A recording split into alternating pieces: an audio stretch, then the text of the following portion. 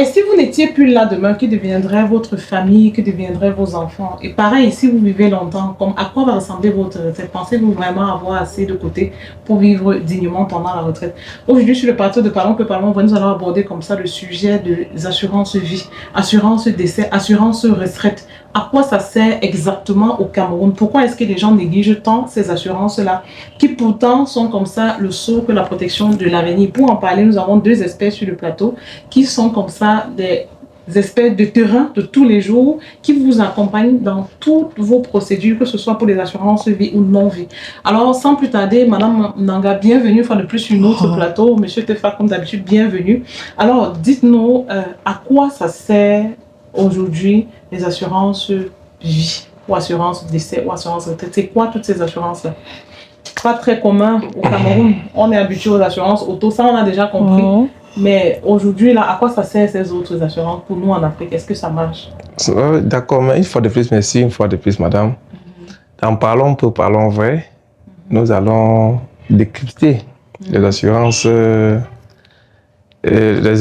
vie. Parce que généralement, on les appelle les assurances de capitalisation, les assurances à long terme. Oui. Les assurances à long terme. Les assurances à long terme. Ici, je vais toujours dire, attirer l'attention des souscripteurs. Oui. Et parce que étant d'être assureur, je représente les assurés en association des consommateurs des produits d'assurance. Oui.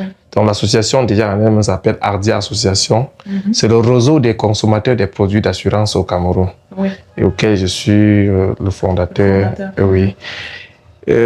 Chaque assurance que vous voulez vous engager, il faudrait prendre attache aux conditions générales et aux conditions particulières du contrat. Puisque la base, c'est ça. Ne prenez pas l'habitude de vous rendre chez un assureur et sort un document le premier jour et vous demande de signer et vous commencez à signer et vous versez l'argent et dites que vous vous êtes engagé à l'assurance vie. Faisons très attention. L'assureur, à quoi l'assurance vie? L'assurance vie, en fait, c'est un produit qui permet de continuer à vivre pendant, peut-être après que vous cessez de travailler, par exemple. Parce qu'on parle ici de l'assurance vie. Parce qu'il y a un temps de vie.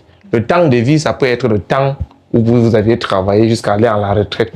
Et après cette retraite-là, vous devez peut-être continuer à vivre et à avoir le train de vie que vous aviez toujours eu. Pour garder le train de vie qu'on a toujours eu. Oui, pendant que vous étiez, quand vous avez plus de sources de revenus. L'assurance peut être un moyen de vous repositionner sur une autre forme de vie. Peut-être avec le capital que vous aviez placé à l'assurance, vous pouvez percevoir ce capital-là. On vous remet ça pendant que ta retraite tout le temps. Oui. Ça va dépendre. Vous pouvez soit prendre cet argent une seule fois pour lancer un autre business, soit peut-être vous pouvez capitaliser ça dans les poches de l'assureur. Mais sauf qu'à chaque fois quand vous capitalisez dans les poches de l'assureur, ça produit des intérêts que vous pouvez également bénéficier de ces intérêts chaque année. Super, ça c'est déjà très bien pour l'introduction. Madame Manga, dites-nous, quelle est l'expérience que vous avez? Assurance vie, assurance retraite, assurance décès, assurance, il y a tout type d'assurance aujourd'hui, on est un peu perdu. Bon, déjà pour l'assurance vie. L'assurance vie a deux volets. Nous avons la prévoyance. Oui. Nous avons l'épargne. Oui. Parlant de prévoyance, la prévoyance, c'est un produit qui permet à l'assuré d'assurer son décès. Okay. C'est-à-dire quoi? Il prévoit peut-être en cas de décès. Mais il y a peut-être, on va parler des frais d'obsèques. Ok. Donc, s'il n'est plus là, on remet ça à sa famille. Pour gérer ses obsèques. Okay. Il y a le cas de collectif décès. Donc, une communauté peut décider si quelqu'un décède, voilà. Il y a le cas. Une collectivité, c'est un groupe. Un groupe de personnes. Vous pouvez faire d'une famille, par exemple. Ça dépend. Des amis, les membres d'une. Ça dépend. Oui. Okay. Et il y a le cas des tontines. Oui. Il peut arriver qu'au cours. Ça, c'est déjà épargne. Oui. Non, c'est pas dans l'épargne, tout dans la prévoyance. Toujours dans la prévoyance. Il peut arriver qu'un membre de la tontine décède. Ah, donc les tontines peuvent venir. De la prévoyance. Ah, ok, ça c'est bon à savoir. Et aussi le cas des emprunteurs. Attendez, vous n'avez pas fini le cas des tontines. Ça veut dire que si un membre de la tontine décède, l'assurance va rembourser. Ce qu'il devait. Ce qu'il devait. S'il devait. Oui, s'il devait. Okay. Donc en cas de décès, peut-être s'il est bouffé, il n'a pas pu rembourser. Oui, s'il avait déjà bouffé, il n'a pas pu rembourser. L'assurance va gérer ça, oui. Mais dans le cas des emprunteurs, il peut arriver que de ton vivant, tu as eu à prendre des crédits un peu partout. Oui. En cas de décès, l'assurance se rembourse tes dettes. Dans l'individuel décès, c'est-à-dire quoi? Je prévois, je vais mourir d'ici quelques années, en assurance en cas de décès. On s'occupe de mes obsèques. De tes obsèques. Oui. Mais pas de tes charges, des enfants, des choses comme ça. Il n'y a pas d'assurance qui a prévu ça. Là, ça rentre dans le cas de l'épargne. Ok. D'accord. Maintenant, dans le cas de l'épargne, l'assurance, c'est ce qu'on appelle vulgairement l'assurance vie. Parce que tu ne bénéficies que de ton assurance étant en vie. C'est-à-dire quoi? J'assure ma vie pendant 5 ans. Donc, au bout de 5 ans, on doit toucher 20 millions. Oui. Mais si je décède, oui. Au bout des 5 ans, là, l'argent va chez l'assurance. Je ne touche rien. Vous perdez cet argent? Oui, parce que j'ai assuré ma vie et non mon décès.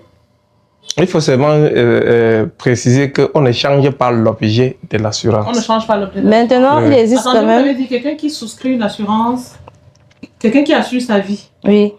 Il cotise pour gagner 20 millions pendant... C'est un exemple que je donne. Oui. Pendant 5 ans, je cotise pour gagner mes 20 millions au bout de 5 ans. Oui. Mais au cours des 5 années... Pendant les 5 années? Oui, je décède au bout de 3 ans. Troisième ou la quatrième année? Oui, oui. Mon contrat, c'est 5 ans, mais au bout des 5... Au bout... Si je meurs oui, avant, là, je perds. Okay. Parce que j'ai assuré ma vie. En fait, c'est une assurance pour te maintenir en vie. Oui. Donc, si tu restes en vie pendant 5 ans, on te félicite avec 20 millions. Oui. Wow. Mais au bout... Voilà de quoi se maintenir en vie, en fait. C'est de l'assurance qu'il faut prendre. Maintenant, qu'est-ce qui se passe? Bon, les personnes qui sont un peu très égoïstes, elles préfèrent souscrire ainsi. Elles ne garantissent pas le décès. Elles garantissent la vie. Mais si elles décèdent, l'assurance qui empoche. Ouais. Et pour les personnes qui se soucient un peu de leurs proches, que bon, j'ai cotisé quand même au bout de 10 ans, au bout de 20 ans. Ouais. Je suis encore vivante. Maintenant, s'il arrive que décède, il va faire la contre-assurance. Oui. Donc, en cas de décès, qui bénéficiera de mon argent? Ok, donc il y a aussi cette option-là. Oui, la contre-assurance. Ok, en ce moment, c'est là où les enfants pourraient profiter. Oui. Donc, si tu avais encore des petits-enfants... La femme, les enfants, oncles, tantes, membres de la famille, tu précises qu'en cas de décès, tu es remetté, lui qui est bénéficiaire de ça. Ok, wow, ça c'est des choses qu'on ne comprend pas toujours. Mais concrètement au Cameroun, vous avez des gens qui arrivent à souscrire à ce type d'assurance? Oui, toujours les bourses. Beaucoup souscrivent. Ils ont assez d'argent. Ils ont assez d'argent et ils sont conscients. C'est des commerçants, les commerçants. Il y a des commerçants, des chefs d'entreprise et autres. En fait, vous allez toujours voir un certain nombre de catégories de personnes en fait qui s'intéressent à l'affaire. Oui. Mais ils font quoi en fait? C'est les qui ils gagnent quoi? En fait, ils gagnent combien? Quel est le type d'activité qu'ils peuvent faire ici au Cameroun qui leur donne les moyens de prendre ce Est-ce qu'on connaît vraiment la Je vais prendre un exemple chez les fonctionnaires. Puisque généralement, la plupart de ceux qui souscrivent à l'assurance vie, bon, peut-être ce sont des fonctionnaires. Comme ils sont déjà rattachés dans une banque et tout, parce que la formule que les compagnies ont mise sur pied, c'est de rattacher ta prime chaque mois à ta banque. C'est-à-dire, quand ton salaire vient, il y a un 10 000 qui survole là-dessus pour le recouvrement de la prime. Bon, généralement, c'est la formule. Bon, pour ceux qui ne sont pas dans cette catégorie des fonctionnaires-là, c'est les hommes d'affaires qui ont les comptes bancaires et qui peuvent peut-être payer pour 3 ans, pour 2 ans, pour 1 an aussi parfois comme ça. Ces personnes-là sont également comptées. Oui. Super. Bon, tout à l'heure, vous avez parlé d'une assurance qui m'a interpellée. L'assurance dont on paye et en cas de décès, on finance les obsèques. Est-ce que vous pensez que ce type d'assurance peut vraiment remplacer le phénomène courant qu'on a au Cameroun des gens qui sont dans les tontines parce que il faut que j'aille, parce que si un jour je meurs, il faut qu'on m'assiste aussi.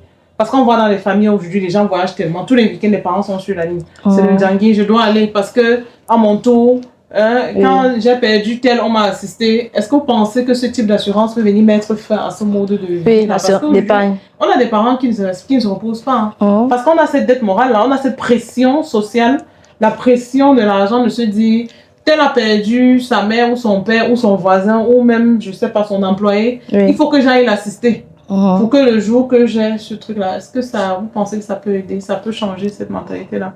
Madame, j'ai eu la chance qu'avec cette formation de l'assurance, là, puisque l'assurance forme un tout, oui. on se retrouve partout avec l'assurance.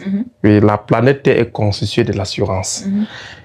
Généralement, on avait l'habitude de dire qu'on va se monter sur un tronc d'arbre et se placer au sommet avant de lire le monde avec l'assurance. Puisque quand vous êtes autour de vous avec de l'assurance, vous vivez sans crainte. Peu importe la vie, peu importe les dommages, les biens que nous avons, quand l'assurance est autour de nous, nous sommes satisfaits. Au niveau des associations, déjà, tel que vous l'évoquez, j'ai eu la responsabilité de partager les expériences de l'assurance au niveau de mes associations.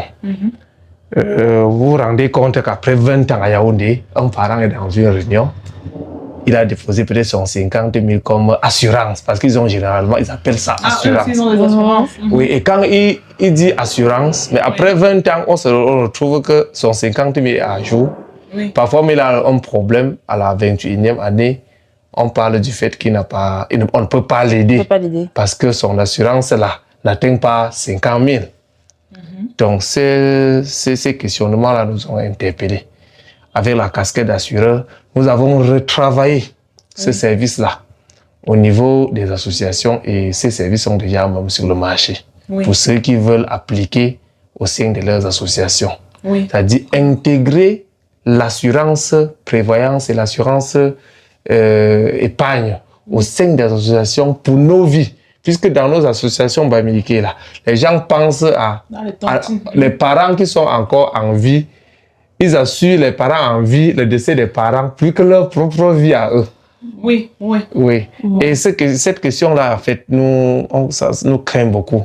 Et aujourd'hui, nous sommes en train de travailler dans la formule. On est plus conscient de la mort. Oui. Si on parle de l'assurance, nous appliquons l'assurance tel que ça se doit au niveau de chaque membre.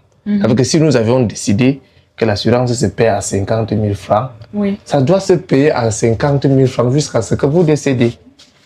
Chaque année, nous payons. Chaque année, nous payons. Chaque année, nous payons. Et puis, on essaie un peu de plafonner le capital de chaque membre. S'il décède, qu'est-ce que la réunion peut puiser pour sa famille. Et dans ce qu'on puise pour donner à sa famille, on fait également la répartition. Les frais d'obsèques, les organisations funérailles, le frais de la morgue, ça va se passer comment? Donc nous avions organisé et c'est plus rapproché avec l'assurance vie. Parce que pour ceux qui n'arrivent pas à s'organiser comme ça en interne, prend la peine de lister les membres de l'association, parce que c'est également un produit d'assurance que nous vendons très bien, de lister les membres de l'association, moyennant une prime, prendre une couverture pour un capital d'essai pour chaque membre. Oui. Donc ça va un peu dans ce sens. Donc c'est plus rapproché. L'assurance vie d'association est plus rapprochée avec l'assurance décès. L'assurance décès. Mais maintenant, dans l'exercice de cette fonction au quotidien, quelle est l'impression que vous avez? C'est plus les hommes ou les femmes qui souscrivent ce type d'assurance? Les hommes. Les hommes. C'est plus les hommes, hein? Ils meurent le premier. Les hommes. Ah bon? Non, les hommes ont pris conscience qu'ils meurent les premiers. Oui, c'est nous qui mourrons les premiers. Ah, c'est pour ça que les hommes. Oui. Mais quand une femme fait une assurance, c'est beaucoup plus pour son enfant. Ah, quand les femmes viennent faire les assurances, elles se soucient de l'avenir des enfants. Et quand les hommes viennent faire l'assurance, c'est pour qui? C'est pour qu'on organise les obsèques. Les obsèques et pour la famille. Généralement, c'est comme ça. Waouh. Ok, ça c'est impressionnant. Et c'est les hommes d'affaires en général. Les hommes d'affaires. Les hommes d'affaires en général. Ok, en tout cas, c'est pertinent. Mais et maintenant, quand vous regardez l'assurance, décès, retraite et tout ce qu'on a cité, quelle est l'assurance qui est plus prise au sérieux? Parce que quand je pense assurance retraite, par exemple, est-ce que les gens s'y intéressent? Est-ce qu'il y a des gens qui veulent payer maintenant pour qu'à la retraite, on leur remette un peu? Puisque naturellement, toute personne qui a travaillé a, pour ceux qui ont cotisé pour leur retraite, quelle est l'assurance de toutes ces assurances-là? Quelle est l'assurance qui est plus en avant, qui est plus demandée? En dehors de ceux qui sont affiliés à la CNPS. Donc... Le système de la CNPS, c'est toujours une forme d'assurance. C'est une assurance publique obligatoire pour tous ceux qui on les a affiliés à la CNPS. Sinon, je vais juste dire, ça va dépendre de quel capital. Parce que si vous pensez normalement à votre retraite, vous pouvez souscrire un capital consistant qui va vous permettre de saigner pendant que vous êtes en train de travailler et que peut-être après votre retraite, vous pouvez avoir encore une vie meilleure. Si vous partez à l'assurance, là, en fonction de la prime que vous payez, l'assureur va avoir un capital minimum qu'après peut-être 15 ans de cotisation ou 17 ans ou 20 ans, il va vous donner. Ce n'est que ce que vous aviez cotisé qu'il va vous donner. Qui vous revient. Ok, super. Merci d'avoir contribué pour cette première partie. On va prendre la pause et on revient pour la dernière partie du débat. Sans détour et sans tabou, parlons plus, parlons vrai, une émission de Télémarché.